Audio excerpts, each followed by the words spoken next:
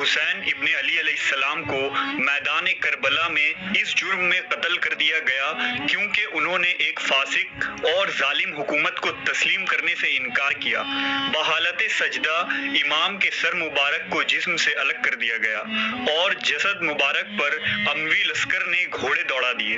حضرت معاویہ کے دور سے ہی دور جاہلیت کی طرح دشمنوں کو قتل کرنے کے بعد اس کے سر کو نیزے پر بلند کرنے کا رواج پھر سے عام ہو گیا تھا۔ مورخین کے مطابق اسلام میں وہ پہلا سر جسے کاٹا گیا اور حضرت معاویہ کے دربار میں پیش کیا گیا تھا وہ حضرت عمار ابن یاسر رضی اللہ تعالیٰ عنہ کا سر مبارک تھا۔ لشکر کے سپاہی سروں کو حکومت کے سامنے پیش کیا کرتے اور انعام و اکرام حاصل کرتے تھے، لہٰذا یزید ابن معاویہ سے انعام اور تمغے حاصل کرنے کے لیے کوفہ کے گورنر عبید اللہ ابن زیاد نے حکم دیا تھا کہ نواسۂ رسول حسین ابن علی کے سر کو کاٹ کر اسے دربار میں پیش کیا جائے اور پھر اسے دربار یزید میں دمشق بھیج دیا جائے۔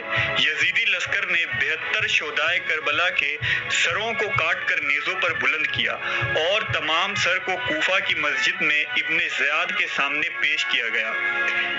اس مبارک سر کو دیکھ کر عبید اللہ نے امام علیہ السلام کے شان کے خلاف کچھ باتیں کہیں اور آپ کے ہونٹوں پر چھڑی پھیرنے لگا۔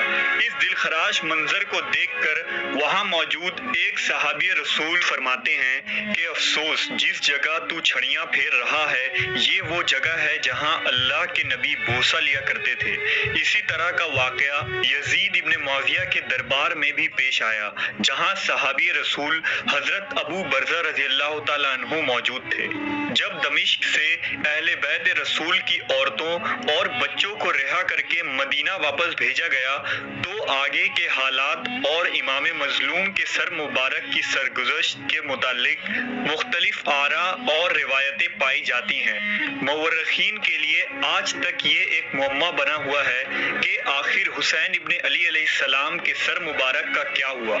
ایک مشہور قول کے مطابق امام حسین کے سر مبارک کو کربلا میں ہی دفن کر دیا گیا تھا۔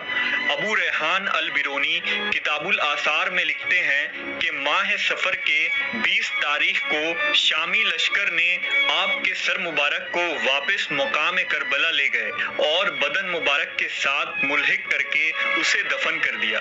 یہی رائے امام ابن جوزی کا ہے۔ اسی طرح امام قزوینی عجائب المخلوقات میں لکھتے ہیں کہ ایک ماہ صفر کو خاندان بنو امیہ نے جشن اور عید کے طور پر مقرر کیا تھا کیونکہ اسی دن امام حسین علیہ السلام کے سر کو دمشق لایا گیا اور پھر 20 صفر کو کربلا میں سر کو بدن کے ساتھ ملا کر دفن کر دیا گیا تھا۔ کچھ ائمہ کے نزدیک شہر نجف میں حضرت علی کے قبر کے نزدیک امام حسین علیہ السلام کے سر مبارک کو دفن کیا گیا تھا۔ امامیہ کے نزدیک سر حسین کو مدینہ بھیجا گیا اور اسے البقیع قبرستان میں دفن کیا گیا تھا، جبکہ علامہ بلازری نے نقل کیا ہے کہ جب عباسیوں کی حکومت آئی اور خلیفہ منصور نے شام فتح کیا تو شہر میں داخل ہونے کے بعد وہ یزید کے خزانے والے کمرے میں گیا۔ وہاں اسے سرخ رنگ کی ایک ٹوکری ملی، لہٰذا اس نے حکم دیا کہ اسے حفاظت کے ساتھ رکھ دیا جائے کیونکہ یہ بنو امیہ کے خزانوں میں سے ہے۔ لیکن جب اس ٹوکری کو کھولا گیا تو اس میں امام مظلوم حسین ابن علی کا سر مبارک رکھا تھا جس سے عطر کی خوشبو آ رہی تھی، لہٰذا منصور کے حکم سے دمشق میں باب فرادیس کے پاس آپ علیہ السلام کے سر کو دفن کروا دیا گیا۔ بعض اہل تشیع روایتوں کے مطابق اس سر مبارک کو مصر لے جایا گیا تھا۔ اہل سنت میں حافظ ابن کثیر البدایہ میں لکھتے ہیں کہ فاطمی خلیفہ جب مصر میں حاکم ہوئے تو انہوں نے امام حسین کے سر مبارک کو قاہرہ منتقل کیا اور وہاں دفن کر کے تاج الحسین کے نام سے ایک مقبرہ بھی تعمیر کروایا تھا۔ یہ سن 548 ہجری کا دور تھا۔